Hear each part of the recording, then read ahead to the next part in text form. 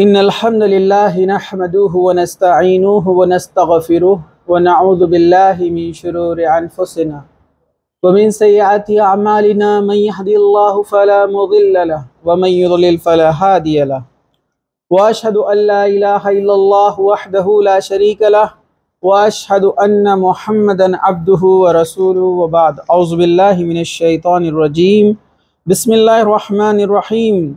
वअब्दुल्लाह वला तुशरिकु बिही शैआ व बिल वालिदैनि इहसाना व बाद। वक़ाल नबी सल्लल्लाहु अलैहि वसल्लम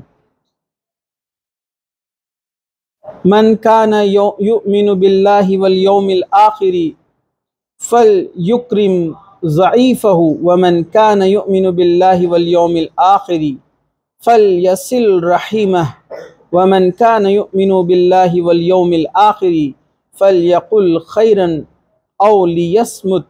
मुत्तफ़क़ अलैह। व बाद। रब्बि इश्रह ली सदरी व यस्सिर ली अमरी वहलुल उक़दतम मिन लिसानी यफ़क़हू क़ौली। अम्मा बाद। हर किस्म की तारीफ़ अल्लाह रब्बुल इज़्ज़त के लिए है जो तमाम जहानों का पालने वाला है, और दुरूद व सलाम हो हमारे प्यारे नबी मुहम्मद रसूलुल्लाह सल्लल्लाहु अलैहि वसल्लम पर। इंशाअल्लाह ताला आज एक ऐसे उन्वान के तहत हम गुफ्तगू करने वाले हैं, इल्म हासिल करने वाले हैं, जिसको अल्लाह सुब्हानहू व तआला ने अपनी तौहीद यानी वहदानियत के बाद दर्जा दिया है, जिसका मकाम व मर्तबा अल्लाह ताला की वहदानियत और उसकी तौहीद के बाद आता है, जो इस दुनिया की अजीम शान नेमत आपको दी गई है, जिनके हाथ उठने पर अल्लाह सुब्हानहू व तआला आपकी मदद फरमाता है, आपकी दुआओं को कबूल फरमाता है, आपकी हिफाजत फरमाता है, यानी हमारे वालिदैन। इंशाअल्लाह ताला वालिदैन के हुकूक़ के ताल्लुक़ से चंद बातें आपके सामने आज रखी जाएंगी। याद रखिए, वालिदैन की अहमियत हम अक्सर लोग नहीं समझते, क्योंकि मसला वही होता है ना, जो चीज़ हमें सामने मौजूद हो तो उसकी अहमियत नहीं होती है, और बचपन से जब से आँख खोले उनको देख रहे हैं, रोज़ाना सुबह और शाम उनके सामने हम उठते बैठते हैं, तो वो चीज़ें या वो लोग या वो रिश्ते जो हमारे आमने सामने रोज़ाना हमसे मुतारिफ़ होते रहते हैं, हम उनकी कद्र व कीमत भुला बैठते हैं। वालिदैन की कीमत आप उनसे पूछिए जिनके वालिदैन नहीं हैं। जिसके वालिद नहीं हैं वो ख्वाहिश करते हैं, या जिनकी वालिदा नहीं है वो भी ख्वाहिश करते हैं कि काश वो आज हमारे सामने होते, हम उनकी बहुत खिदमत करते, लेकिन वो वक्त वापस नहीं आता। अब उनके लिए रह जाती है सिर्फ दुआएं कि अपने वालिदैन के लिए वो दुआ कर सकते हैं जितनी हो सकती है, लेकिन वो आरजू करते हैं कि वो हमारे सामने आज मौजूद हो, लेकिन वो वापस नहीं आ सकते जब वो इस दुनिया से चले जाते हैं। तो अल्लाह ताला ने अगर किसी को वालिदैन दिए हैं, या दोनों में से कोई एक उनके सामने मौजूद है, तो वो उनकी खिदमत करे, क्योंकि वही उनकी जन्नत है। तौहीद के बाद जो वालिदैन हैं वो एक इंसान की जन्नत है। अल्लाह के रसूल सल्लल्लाहु अलैहि वसल्लम ने एक बार खुतबा देने के लिए मेंबर मंगवाया। मेंबर पता है ना, वो सीढ़ियाँ जिस पर चढ़कर जुमे का खुतबा देते हैं, वो 3 सीढ़ियों वाला मेंबर था। वो पोर्टेबल था, लकड़ी का, मतलब उसको हटा दिया जाता था जब ज़रूरत नहीं होती थी, और जब ज़रूरत होती थी जुमा के खुतबे के लिए या आम खुतबों के लिए उसको रखा जाता था। अल्लाह के रसूल सल्लल्लाहु अलैहि वसल्लम उसको मंगवाते थे। आपने वो मेंबर मंगवाया, आपने पहली सीढ़ी पर कदम रखा और कहा आमीन, दूसरी सीढ़ी पर कदम रखा, कहा आमीन, तीसरी पे एक कदम रखा और कहा आमीन। सहाबा इस नए अमल को देखकर परेशान थे। सहाबा ने दरियाफ्त किया, अल्लाह के रसूल सल्लल्लाहु अलैहि वसल्लम ने फरमाया, जिब्राइल आए थे, जिब्राइल फरिश्तों के सरदार अलैहिस्सलाम का जिब्राइल आए थे और दुआ की। क्या दुआ की? कहा कि दुआ की कि जिसके वालिदैन या दोनों में से कोई एक बुढ़ापे की हालत में उसके सामने मौजूद हो और वो उनकी खिदमत करके अपनी जन्नत ना बना ले, ऐसा आदमी हलाक हो जाए। बद्दुआ दे रहे जिब्राइल अलैहिस्सलाम, और अल्लाह के रसूल क्या फरमा रहे? आमीन। दुआ करने वाले फरिश्तों के सबसे बड़े सरदार, मासूम मखलूक जिसकी दुआ कभी रद्द नहीं होती, और आमीन कहने वाले अल्लाह के सबसे महबूब बंदे मोहम्मद रसूलुल्लाह सल्लल्लाहु अलैहि वसल्लम कह रहे आमीन। ऐसा हर शख्स बर्बाद हो जाए, हलाक हो जाए कि उसके वालिदैन उसके सामने प्रेजेंट थे और उसने उनकी खिदमत नहीं किया, उनको नाराज किया, तो वो हलाक हो गया।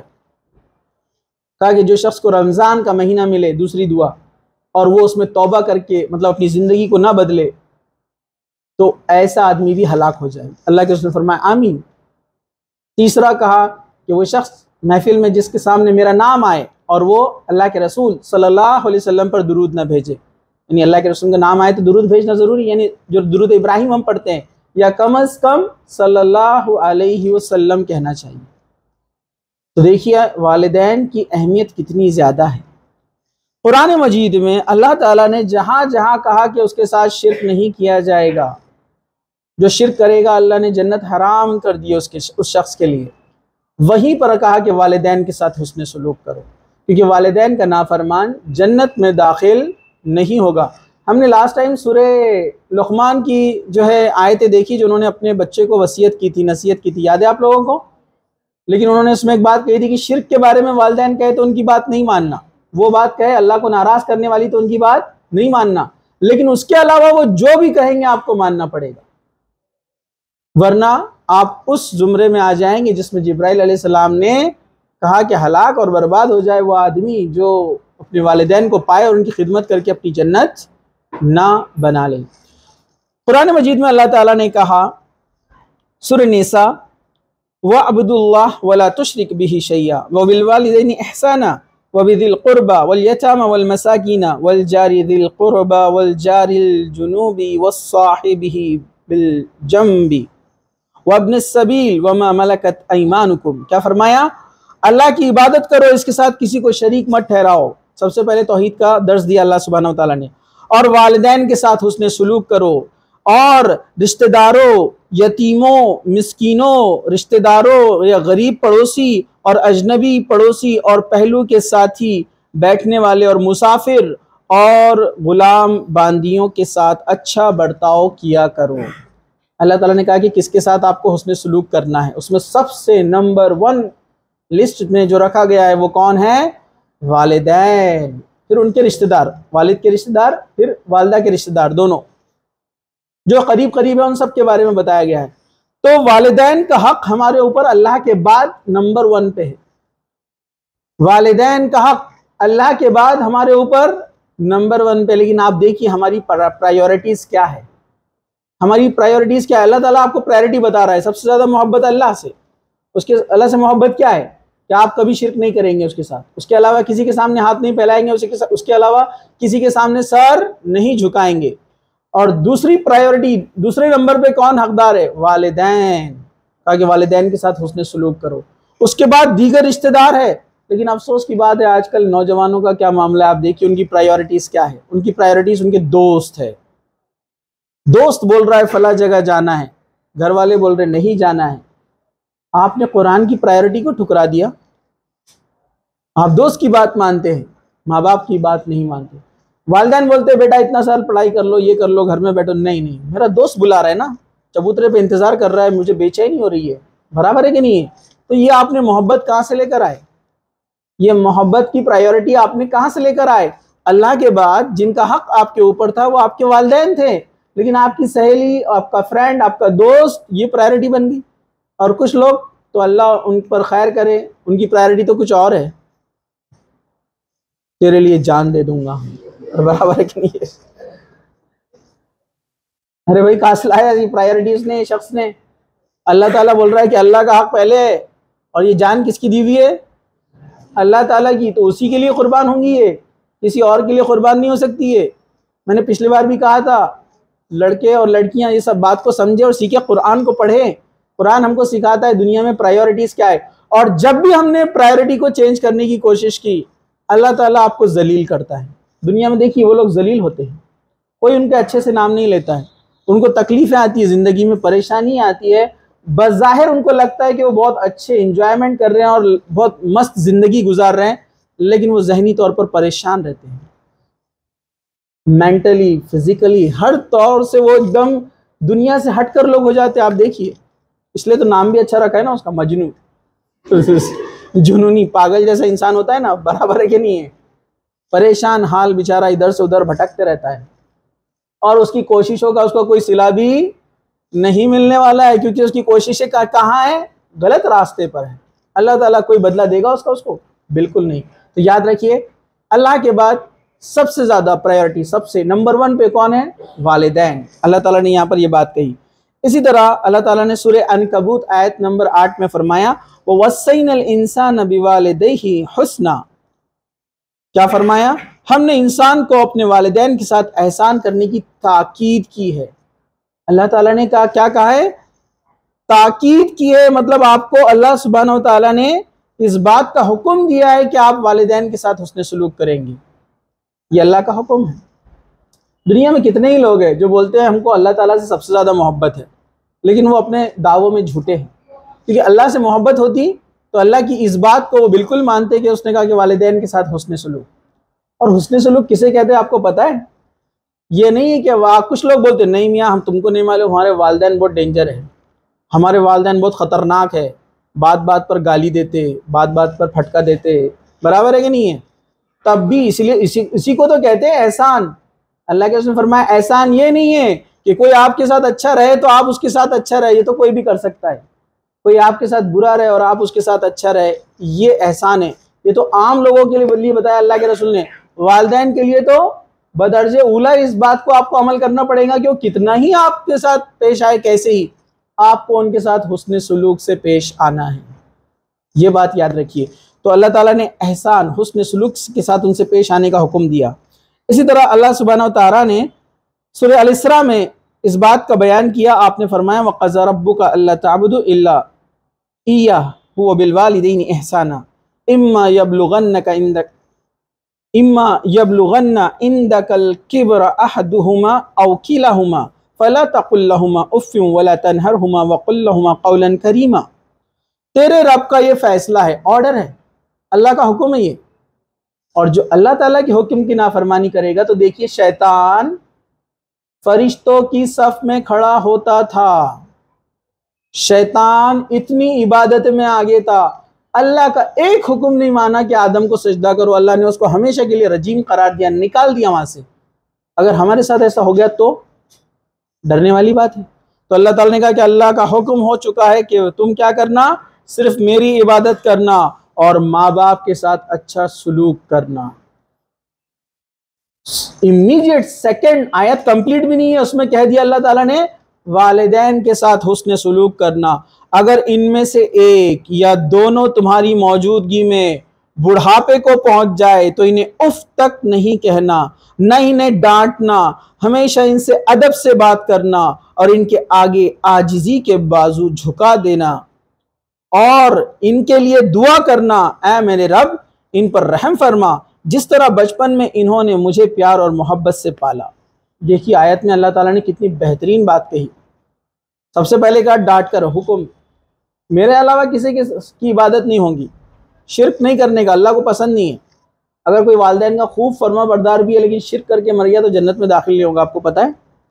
इसलिए पहली प्रायोरिटी याद रखिए, अल्लाह के साथ शिरक नहीं करना है। दूसरा, वालिदैन के साथ हुस्न सलूक करना। और आगे खास तौर से एक उम्र का अल्लाह ताला ने यहाँ पर डिस्कशन किया।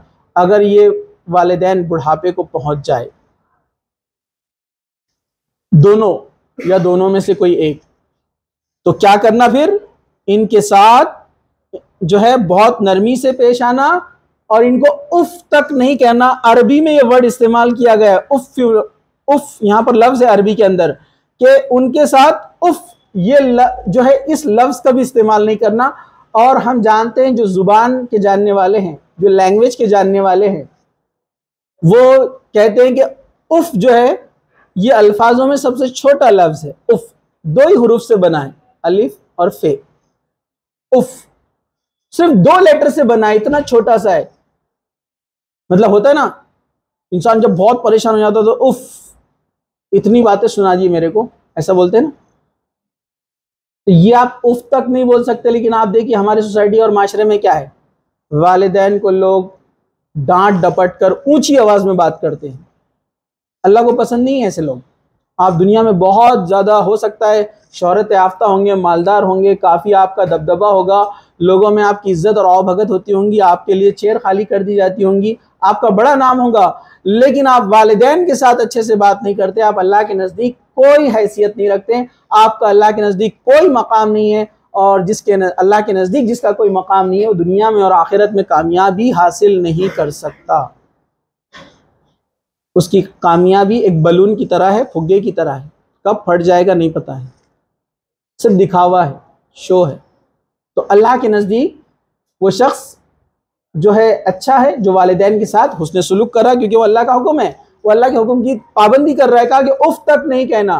और आपको पता है बुढ़ापे में इंसान वैसे ही हो जाता है जैसे बचपन में होता है, हर छोटी छोटी बात पर वो चिड़चिड़ करता है, क्योंकि उसका जिस्म, उसकी सेहत, उसका दिमाग ये अब बुढ़ापे की तरफ बढ़ रहा है, तो वो साथ नहीं देता है उसको जल्दी गुस्सा आ जाता है, वो बार बार चीज़ों को रिपीट करने के लिए कहता है, और कई स्टोरीज वो आपको बार बार सुनाएगा।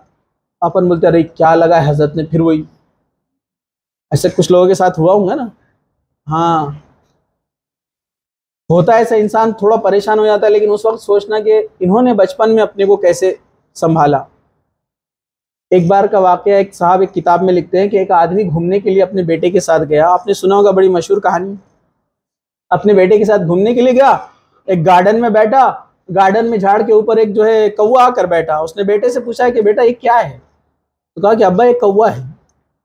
थोड़ी देर के बाद बाप ने फिर पूछा बेटे ये क्या है, बोले ये कौवा है। बोले फिर थोड़ी देर के बाद बाप ने पूछा ये क्या है, बोला कितने बार बोला ना कौवा है। फिर थोड़ी देर बाद ये क्या है, तो बेटे ने गुस्से से कहा कि अब कितने बार कहूं मैं कौवा है, आपको इतना भी नहीं समझता क्या, इतनी बड़ी उम्र हो गई। तो वालिद बोलने लगे बेटा इसी गार्डन में जब तू छोटा था मैं तुझे लेकर आया था, और तूने मुझसे कई मर्तबा पूछा कि अब्बू ये क्या है, तो मैंने हर बार प्यार से तुझसे कहा कि ये कौवा है, मैंने तुझे कभी नहीं डांटा। और रियल में ऐसी एग्जाम्पल्स आपको डे टू डे लाइफ में आसपास में नजर आएंगी कि बच्चे भूल जाते हैं कि उनके वालिदैन ने उनके लिए क्या किया है। चले फला के पीछे, है ना, अपना वक्त बर्बाद, एनर्जी बर्बाद, अपना करियर बर्बाद। चला हूं बोले फला के पीछे, उसके लिए आसमान से तारे तोड़ के लाऊंगा। जैसे बचपन में इसके फालियां वही बदलाती थी, बराबर है कि नहीं है। अब उसके लिए आसमान से तारे तोड़ने जा रहा है, बराबर है कि नहीं है ना। मतलब वो भूल गया उसके वालिदैन जब वो छोटा था उसकी जो जरूरियात होती थी, टॉयलेट वॉशरूम वगैरह, वो सब कौन करते थे, उसके वालिदैन। रात में 2 बजे 3 बजे 4 बजे कभी भी जाग जाते थे उसके लिए। नींद खराब, दिन भर काम करना है, ऑफिस जाना है, कारोबार को जाना है, लेकिन उसके लिए जाग रहे हैं, उसको संभाल रहे, रो रहा है तो उसको मना रहे, उसके लिए रात में दूध गर्म कर रहे हैं, लाकर दे रहे हैं, खाना लाकर दे रहे हैं, बिस्किट लाकर दे रहे हैं। इंसान सब भूल जाता है। थोड़ा सा अपनी लाइफ को रिवाइंड कीजिए। जब भी आप वालिदैन के साथ ऊंची आवाज में बात करें ना, या जब भी आपको गुस्सा आए वालिदैन पर, 100% उनकी गलती रहने दो। फॉर एग्जाम्पल आपकी 0 गलती है, लेकिन तब भी जब भी आपको गुस्सा आए ना तो रिवाइंड कर लेना कि इन्होंने क्या क्या किए थे अपने लिए। आप यकीन मानिए सिर्फ चंद सेकंड लगेंगे आपको खामोश होने के लिए। रिवाइंड कीजिए इन्होंने क्या क्या किया अब तक अपने लिए। और जिसके लिए इंसान दूसरों को प्रायोरिटी दे रहा है ना, चाहे वो दोस्त हो या XYZ हो, कोई भी रहने दो, उसको बोलो एक रात बैठने के लिए, उसके लिए जाग कर नहीं बैठ सकते। ये वालिदैन आप जब बीमार पड़ जाते थे तो उठकर आपको दम करते थे, पढ़ पढ़ कर फूकते थे, आपके लिए नमाज पढ़ते थे। कभी ऐसे भी कुछ बच्चों के साथ ऐसे वाकयात हुए होंगे ना कि कोई एडमिट होगा हॉस्पिटल में, वालिदैन रात भर जागे दुआएं करते बैठे सीरियस कंडीशन में। ऐसा कोई नहीं कर सकता वालिदैन के अलावा, ये बात आप याद रखिए। तो सबके वालिदैन बहुत ही कीमती चीज़ है, बहुत ही कीमती सरमाया है, बेहतरीन उनके हाथ है जो दुआ के लिए आपके लिए उठते हैं। इनको कभी नाराज़ नहीं करना। चलिए हम आगे बढ़ते हैं। तो अल्लाह ने कहा उफ तक नहीं करना, इनके साथ हुस्न सलूक से पेश आना। ये बुढ़ापे को पहुंच जाए तो इनके साथ अच्छे से व्यवहार करना। हदीस एक आपके सामने मैं बयान करता हूँ। हदीस है हज़रत अब्दुर्रहमान अब्दुल्ला बिन मसूद इब्न मसूद रज़ी अल्लाह बयान करते हैं कि मैंने नबी करीम सल्लल्लाहु अलैहि वसल्लम से पूछा कौन सा अमल ज़्यादा महबूब है। आपने फरमाया अस्सलातु अला वक्तिहा, नमाज को उसके वक्त पर पढ़ना। हम कभी भी नमाज पढ़ते ना, ऐसे नमाजियों के लिए लानत है जो कभी भी अपने हिसाब से पढ़ते हैं, मजबूरी हो तो अलग बात है। कहा कि सबसे अच्छा अमल नमाज वक्त पर पढ़ना, जो उसका वक्त है यानी अव्वल वक्त। फिर उन्होंने पूछा कुल्तु सुम्मा अय्यु, उसके बाद क्या? फरमाया कौल बिर्रुल वालिदैन, वालिदैन के साथ नेकी हुस्न सलूक करना, अच्छा बर्ताव करना अल्लाह के नजदीक सबसे बड़ा अमल है। फिर फरमाया आगे, उसके आगे क्या?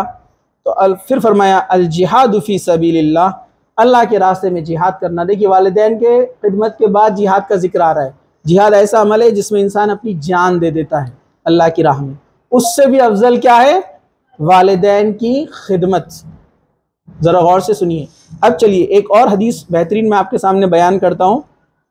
हजरत अबू हुरैरा रज़ियल्लाहु अन्हु से रिवायत है कि रसूल अकरम सल्लल्लाहु अलैहि वसल्लम फरमाया, कोई औलाद अपने वालिदैन के एहसान का बदला नहीं चुका सकती मगर यह कि वो अपने बाप को गुलाम पाए और वो उसे खरीद कर आज़ाद कर दे। मुस्लिम शरीफ की हदीस है। अल्लाह के रसूल ने फरमाया कि दुनिया में कोई औलाद ऐसी नहीं है जो वालिदैन का एहसान चुका सके। एक्सेप्शनल वो एक है कि किसी का वालिद गुलाम हो, उस ज़माने में गुलामी का सिस्टम था, और वो उसकी रकम देकर अपने वालिद को आज़ाद करा ले तो वो और बात है, उसका दर्जा ज़्यादा है, उसका सवाब ज़्यादा है उस शख्स का।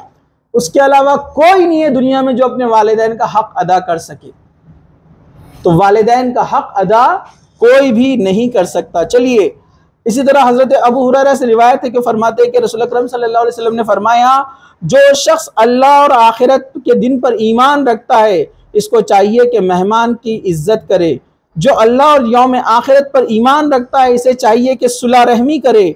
जो अल्लाह और यौम आखिरत पर ईमान रखता है इसे चाहिए कि भलाई की बात करे, और भलाई की बात आती हो तो बात करे वरना खामोश रहे। और रिश्तेदारों में सबसे अव्वल रिश्ता वालिदैन का है, सबसे करीबी रिश्ता वालिदैन का है। आप खुद सोचिए ना, कुरान मजीद में इतनी बार बार अल्लाह ताला ने क्यों कहा वालिदैन के साथ हुस्न सलूक करो? क्यों पता है आपको? इसके पीछे आप थोड़ा सोच भी सकते हैं लॉजिक। जो रिश्ते हमारे सबसे ज्यादा करीब होते हैं ना, हम उनकी सबसे ज्यादा नाकदरी करते हैं। सही बात है कि नहीं? इसलिए अल्लाह ताला ने बार बार याद दिलाया, वालिदैन के साथ हुस्न सलूक, वालिदैन के साथ हुस्न सलूक, वालिदैन के साथ हुस्न सलूक। ये बहुत अहम है। चलिए हम आगे बढ़ते हैं। इसी तरह एक और हदीस है, हजरत अबू हुरैरा रज़ियल्लाहु अन्हु बयान करते हैं कि रसूल अकरम सल्लल्लाहु अलैहि वसल्लम फरमाया, बेशक अल्लाह ताला ने मखलूक को पैदा फरमाया, जब वो इनकी पैदाइश से फारिग हुआ तो इसने रहम यानी रिश्ते को पैदा किया। रहम अल्लाह ताला का जो रहम है, मतलब अल्लाह ताला की जो रहमत की सिफत है, अल्लाह ताला जो रहीम है, अपनी जो सिफत है, आपको पता है उसी से अल्लाह ताला ने एक लफ्ज़ को निकाला रहम, जिसमें बच्चा माँ के पेट में होता है, उसको भी रहम कहते हैं। और वो कितना ख्याल रखती है ना, तो अल्लाह की रहमत उसी से जुड़ी हुई है। तो फरमाया कि अल्लाह ताला ने रहम यानी रिश्ते को खड़ा किया और वो बोलने लगा, ये इस शख्स का मकाम है जो कता रहमी से तुझसे पनाह मांगे।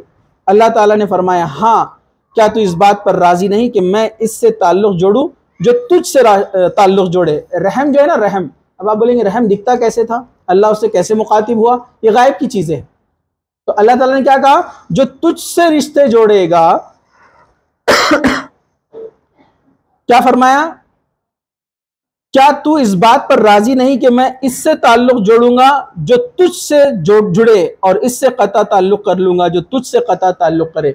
मतलब जो इन रिश्तों से जुड़ेगा, अब इसमें तमाम है, माँ बाप और माँ बाप से रिलेटेड जितने रिश्तेदार हैं, का जो इनसे जुड़ेगा मैं उससे जुड़ूंगा, अल्लाह ताला फरमा रहा है, और जो इनको तोड़ेगा मैं भी उसे तोड़ दूंगा। कितनी खतरनाक बात है ना।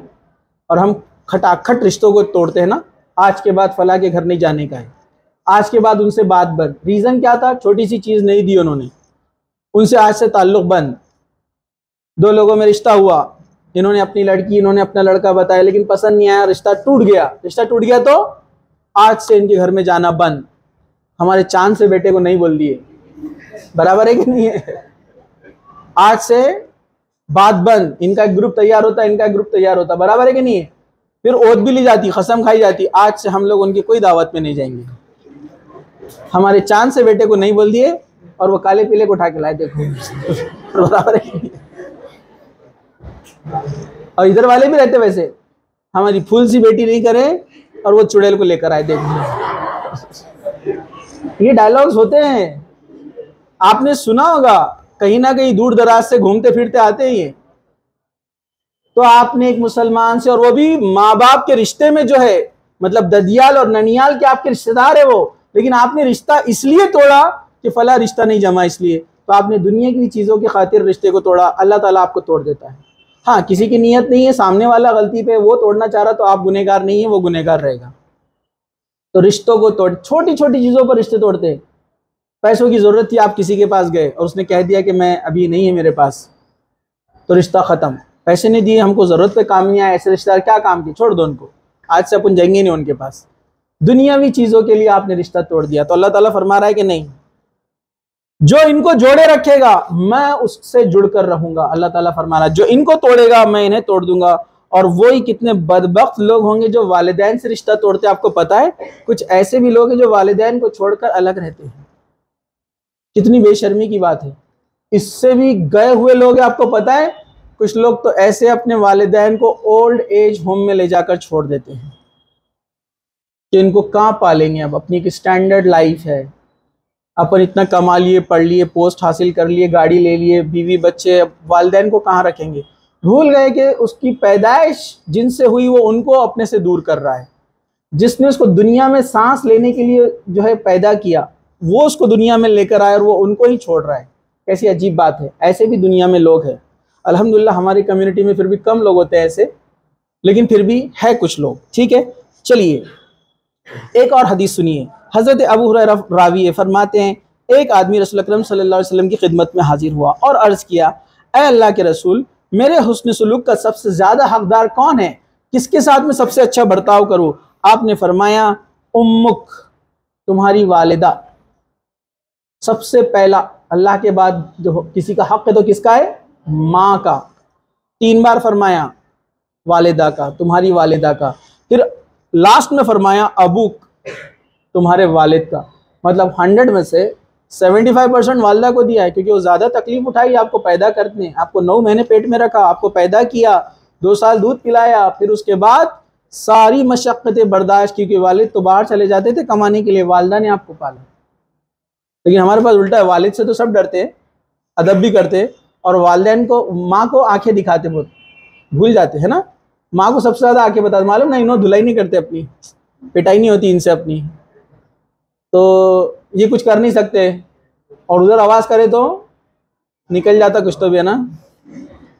आजकल नहीं निकल रहे वैसे हथियार पुराने, बेल्ट, पाइप, बेलन।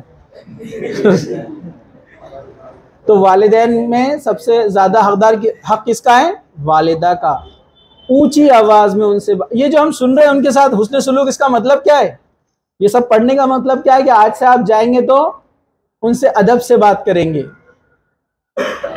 उनसे ऊंची आवाज़ में बात नहीं करेंगे, उनसे गलती हो जाए तो उनको ताना नहीं देंगे कि आप हमारे साथ हमेशा ऐसा करते, आप पार्शियलिटी करते, इसके साथ ऐसा करते। अरे भाई, आपको भी उन्होंने पैदा करे, आपके भाई बहन को भी उन्होंने पैदा करे, आपको कोई रास्ते से उठाकर नहीं लेकर आए।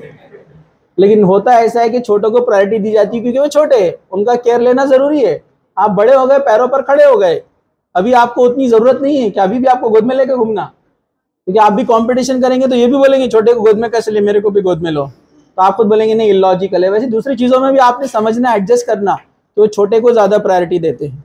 ठीक है, तो ये बात आप याद रखिए। वालिदैन, ये हम जो सुन रहे हैं सिर्फ सुनने के लिए नहीं है, जाने के बाद हो सके तो जिसने अपने वालिदैन के साथ बदतमीज़ी की है, नाफरमानी की है, वो उनसे माफ़ी मांग ले, क्योंकि अगर उन्होंने माफ़ नहीं किया तो याद रखिए आपकी जन्नत गई। माँ के पैरों के नीचे जन्नत है, और बाप जन्नत के दरवाज़ों में से दरवाज़ा है, एंट्रीज नहीं है, आप इंटर ही नहीं हो सकते जन्नत में अगर वालिदैन आपके नाराज़ रहे और आप मर जाए तो। और किसको कब मौत आएंगी कोई बता सकता है? बिल्कुल नहीं। तो वालिदैन के साथ हुस्न सलूक में सबसे पहला वालिदा का हक़ है। उसके बाद अल्लाह के रसूल ने फरमाया, हज़रत अबू हुरैरा फरमाते हैं, नबी करीम सल्लल्लाहु अलैहि वसल्लम ने फरमाया, उस शख्स की नाक खाक आलूद हो, फिर फरमाया नाक खाक आलूद हो, फिर फरमाया नाक खाक आलूद हो 3 बार। उस शख्स की जिसने बुढ़ापे में अपने वालिदैन को पाया, इनमें से एक को या दोनों को फिर भी इनकी खिदमत करके जन्नत नहीं बनाया। अरब में ना खाकालूद हो ये मुहावरा इस्तेमाल किया जाता था उस शख्स के लिए जिस पर हलाकत और बर्बादी है, बद्दुआ के तौर पर इस्तेमाल किया जाता था। 3 बार बोल रहे अल्लाह के रसूल, 1 बार 2 बार नहीं, 3 बार फरमा रहे हैं। हालांकि आपको दोस्तों के साथ हुस्न सलूक करने, है ना, बाहर वालों के साथ हुस्न सलूक करने का आपको कोई खास हुक्म दिया गया नहीं है, लेकिन अखलाक से तो सबसे पेश आना है। लेकिन जिनसे कहा गया आप उनसे नाराज रख रहे हैं उनको। आपने ऑब्जर्व किया, आपकी वालिदा बोलते हैं बेटा थोड़ा सा ये सामान उधर रख दो, जाओ बाद में देखूंगा मैं, अभी मेरे पास टाइम नहीं है। और बल इत्तेफाक आप किसी दोस्त के घर पे चले गए और दोस्त की वालिदा ने आपसे कहा अरे बेटा थोड़ा हाथ लगा देगा, क्यों नहीं आंटी बिल्कुल आइए ना।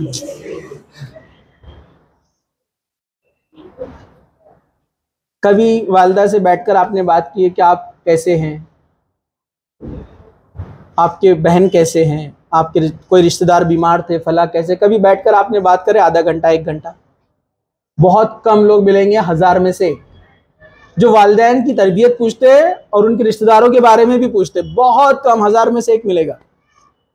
लेकिन वहीं आपका दोस्त मिल जाता है, उसकी वालिदा साथ में मिल जाती है, तो आंटी आप कैसे, आपके वो फला आंटी फला बहन कैसे, वो जो आए थे फला शहर से घूमने के लिए हम उनसे मिले थे, ऐसा बताते। वो भी सोचते होंगे क्या नेक परहेजगार बच्चा है,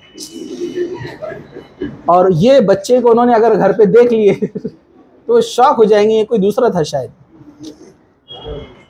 तो हम क्यों बाहर इतना अदब और प्यार मोहब्बत से रहते हैं, वहां भी रहना है ना, उससे मना नहीं कर रहे अपन, लेकिन उससे ज्यादा आपको अपने घर में रहना है।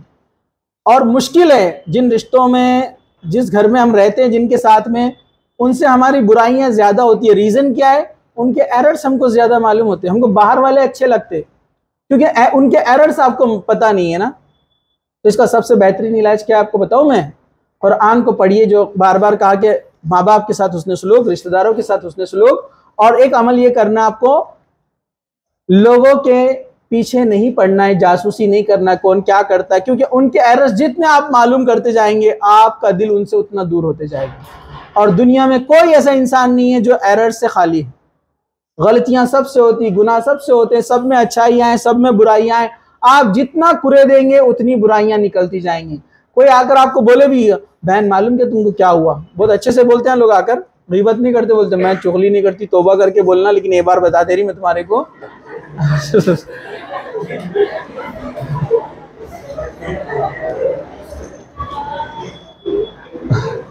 मैंने तो कसम ले ली आज के बाद किसी गीबत नहीं करूंगी, लेकिन अब क्या बोलना पड़ रहा। किसने बोला बोलना पड़ रहा? कौन बोला बोलो बोल के? मत बोलिए। और सुनने वाले बोलना कि नहीं आप मत बोलिए कुछ भी। तो ऐसे लोगों को जब आप रोकते हैं ना तो आपके ऊपर चढ़ जाते हैं, हाँ बहुत नेक बन रहे, बहुत मौलानी बन गई, बराबर फला तो काम ऐसा करती, हाँ फला तो ऐसा करता और बहुत बता रहा है, हाँ हाँ बेटे बहुत नेक बन गया तू चुगली गीबत नहीं बोलता। उस दिन क्या कर रहा था तू? बोलना भाई उस दिन हो गया गलती, अब मैं माफ़ी मांग लिया, अब नहीं करने का मेरे को। आप रोको। जितने आप लोगों के ताल्लुक से बुराइयां सुनेंगे आपके दिल उनसे उतने दूर होते जाएंगे। फिर नफरत फैलती जाती है, नफरत बढ़ती जाती है, और उसकी वजह होती है रिश्तों को तोड़ना और फिर अल्लाह ताला के अजाब का इंतज़ार। अल्लाह ताला गज़बनाक होता है जो रिश्ते तोड़ते हैं उनको। तो आप बिल्कुल भी किसी की बात ना सुने। अगर आपको रिश्ते कायम करना है ना तो उनकी खैर खैरियत पूछिए, उनको सलाम कीजिए, उनको दुआ दीजिए। और जब देखे आपके पड़ोस में आपके भाई कोई रहते, चचा ताया वगैरह, कभी होता है किसी के घर में लड़ाई झगड़ा शुरू हो गया, हाँ इस नियत से आप जाते हैं मोहब्बत में कि आपस में उनके टकराव ना हो, तो आप छुड़ाने के लिए जाइए, दोनों को समझाइए, दोनों की साइड लीजिए, एक की साइड मत लीजिए, ठीक है? दोनों की साइड लीजिए। होता है नहीं तो चच्ची से अपनी जमती नहीं, अपन चचा के साथ हो जाते, हाँ इन्होंने एक बार इससे पहले भी ऐसी करे चचा, फिर चचा और भड़कते, फिर चच्ची बेचारे बैग लेते हैं और निकल जाते हैं। नहीं, आपने सोचना है कि अपन भी सवाब कमाएंगे। अगर हमने इनका झगड़ा छुड़ा दिया और दोनों मिल गए तो आपके अकाउंट में फरिश्ता नेकियां लिख देता है। क्या आपने 2 लोगों के रिश्ते टूटने से बचाए हैं? बहुत बड़ा अजर है लोगों को मिलाना। तो आप जाइए इस नियत से, या आपको लगता है कि अब उनका कोई पर्सनल मैटर है तो खामखा ना सुने उनकी बातें। लोग खिड़की के करीब चल जाते, एकदम छोटा सा सुराख रहता है उसमें बराबर ऐसा, अच्छा आंखों में कमजोरी है, चश्मे बड़े बड़े लगे हुए, बराबर उसमें से भी देखते हैं अंदर से। बड़ी अजीब बात है ना, अफसोस की बात है ना। इससे फायदा कुछ भी नहीं होता है। शैतान आपको मजा दिलाता है थोड़ी देर के लिए, इंटरटेनमेंट होता है, लेकिन रिश्ते टूटते जाते हैं।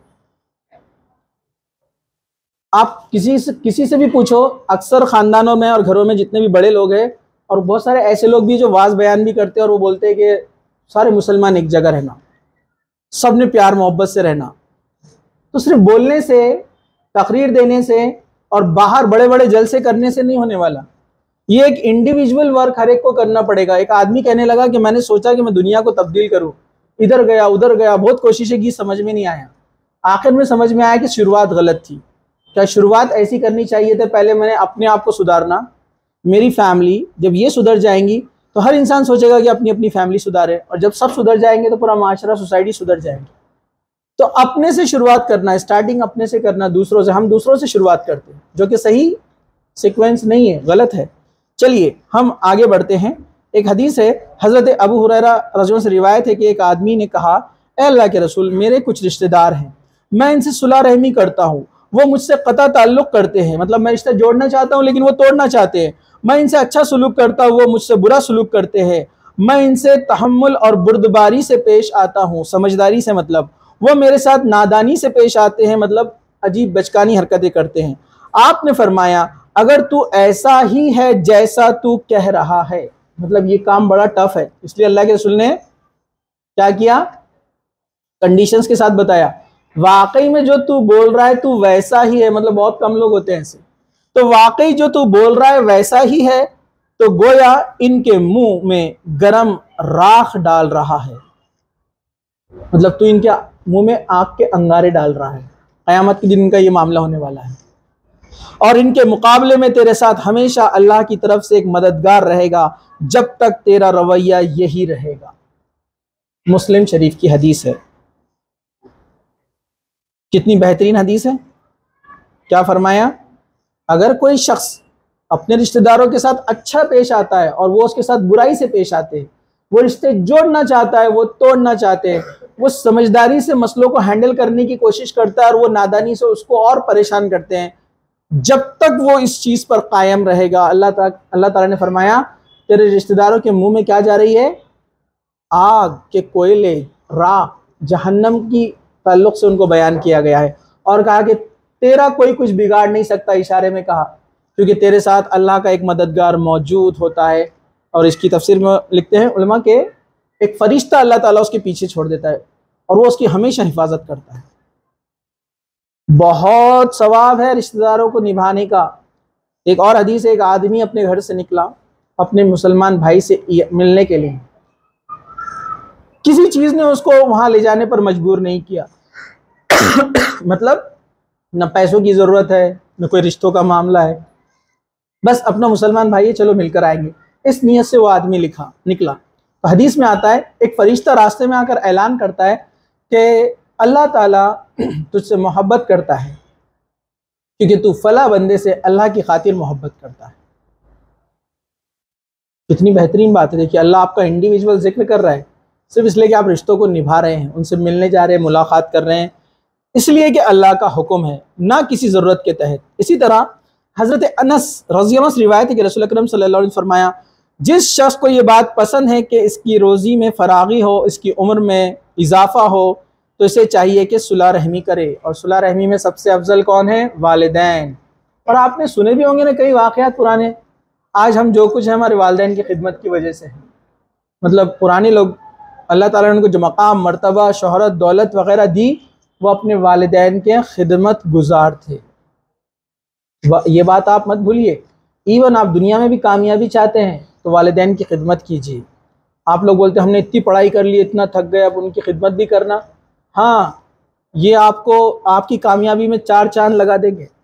आपके वालिदैन की दुआएं इतनी अहम हैं, तो ये बात याद रखिए। और भी बहुत सारी हदीसें हैं, लेकिन मैं यहाँ पर जो है वक्त की तंगी है, इस वजह से इसको यहाँ पर ख़त्म करता हूँ कि आज का जो हमारा छोटा सा जो अमल सीखने वाला था वो ये है कि वालिदैन के साथ हुस्न सुलूक से पेश आना है। उनकी फर्माबरदारी में ही आपकी जन्नत है और उनकी नाफरमानी में जहन्नम है। तो कोई मामूली चीज़ नहीं है वालिदैन से ऊंची आवाज़ में बात करना, डांट डपट के बात करना, उनको ताने देना, उनको बुरा भला कहना, उनसे लड़ना या किसी भी किस्म की तकलीफ़ उनको पहुंचाना, ये वजह बन सकती है आपके सारे अमाल बर्बाद करने के लिए, आप ख्वाह कितने ही नेक हो।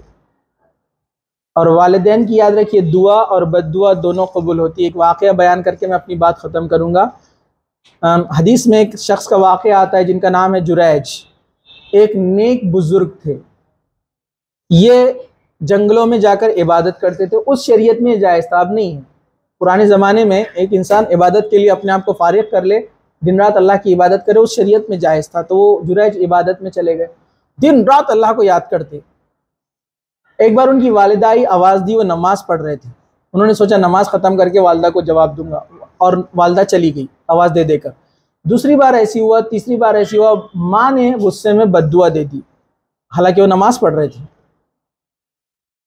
इससे पता चला कि कोई मजबूरी या कोई और मामला हो और आप नमाज की हालत में घर में हो और कोई आपकी ज़रूरतमंद वालिदैन बूढ़े वगैरह कोई आवाज़ दे, तो आप नमाज तोड़कर आ सकते हैं, बाद में आप नमाज पढ़ सकते हैं, ठीक है। तो वो आवाज़ नहीं दी, ये सोच कर कि मैं इबादत कर लेता हूँ, फिर बाद में चला जाऊँगा। उनकी वालिदा ने उनको बद्दुआ दे दी और बद्दुआ कबूल हुई। एक औरत ने जिना किया किसी चरवाहे के साथ और नाम लगाया जुरैज का, हालांकि वो बेकसूर थे। लोगों को मालूम पड़ा कि एक इबादत गुजार आदमी और ऐसा काम किया, लोगों ने आकर उनकी झोपड़ी तोड़ दी, उसको आग लगा दी, उनका सब कुछ बर्बाद कर दिया। फिर वो लोगों के सामने अपनी बेगुनाही के बारे में बोलते रहे, लेकिन कोई उनकी बात सुनने के लिए तैयार नहीं था। फिर जुरैज को सज़ा के लिए बुलाया गया। उनको जब सज़ा दी जाने वाली थी, उनको देखकर जो है वो औरतें हंस रही थी जो सामने खड़ी थी। तो उनको वो बद्दुआ याद आई जो उनकी वालिदा ने दी थी कि उनके साथ ऐसा होगा। तो जुरैज को बड़ा ताज्जुब हुआ इस बात पर और वो अल्लाह से माफ़ी मांगने लगे। तो अल्लाह ताला ने वो जो जिना से औलाद हुई थी, अल्लाह ने उसको ज़ुबान दे दी। वो दूध पीता बच्चा था, लेकिन अल्लाह ने उसको ज़ुबान दी। वो बच्चा बोल पड़ा कि मेरा जो बाप है वो चरवाहा है, जुरैज नहीं है, जुरैज ने कोई जिना नहीं किया। अल्लाह के रसूल ने फरमाया, बनी इसराइल में 3 बच्चे वो उम्र में बोले जिस उम्र में बच्चे बात नहीं करते। एक ईसा अलैहिस्सलाम, एक जुरैज के वाक़े में जो बच्चा है ये जिसका हम जिक्र कर रहे हैं, और तीसरा है वो अस्हाबुल उखदूद जो आग में कूद रहे, जिनको डाल दिया था बादशाह ने। मैंने वाक़या आपको बताया था, वो बच्चे के डर से माँ आग में कूदने से डर रही थी, तो बच्चे ने कहा माँ कूद जा, हम हक पर है, और वो कूद गए। अल्लाह ने उनके लिए जन्नत लिख दी। तो देखिए जुरैज इतने नेक आदमी थे, लेकिन वालिदैन की बद्दुआ लगी, इसलिए वालिदैन की बद्दुआ नहीं लेना चाहिए। वैसे वालिदैन का भी काम है कि बच्चों को बद्दुआ ना दे, लेकिन बच्चों का भी काम है कि वालिदैन की बद्दुआ ना ले, हमेशा उनको खुश रखे, उनकी बात सुने। आप नहीं जानते उनकी कौन सी दुआ में आपकी पूरी कामयाबी लिखी हुई है। अल्लाह ताला सब कुछ देगा आपको, दुनिया और आखिरत सब चीज़। वालिदैन के साथ बदतमीज़ी, नाफरमानी, ऊंची आवाज़ में बात, ये सब चीज़ें नहीं करना चाहिए। अल्लाह ताला से दुआ है कि अल्लाह सुब्हानहू व तआला हमें कहने सुनने ज़्यादा अमल की तौफीक अता फरमाए। जिनके वालिदैन इस दुनिया में अब नहीं है, अल्लाह ताला उनको जन्नतुल फिरदौस में जगह अता फरमाए, और जिनके वालिदैन अभी ज़िंदा है अल्लाह उनको सेहत दे, अच्छी ज़िंदगी दे। और हमें यानी हम सब जितने लोग यहाँ सुन रहे और जितने भी मुसलमान हैं अपने वालिदैन का खिदमत गुजार बने, इसकी नेक तौफीक अल्लाह सुब्हानहू व तआला हमें अता करे। अल्लाह सुब्हानहू व तआला हमको जब तक ज़िंदा रखे इस्लाम पर ज़िंदा रखे, ख़ातिमा ईमान पर हो। व आखिरु दावाना अल्हम्दुलिल्लाहि रब्बिल आलमीन। सुब्हान रब्बिका रब्बिल इज़्ज़ति अम्मा यसिफून व सलामुन अलल मुरसलीन वल्हम्दुलिल्लाहि रब्बिल आलमीन।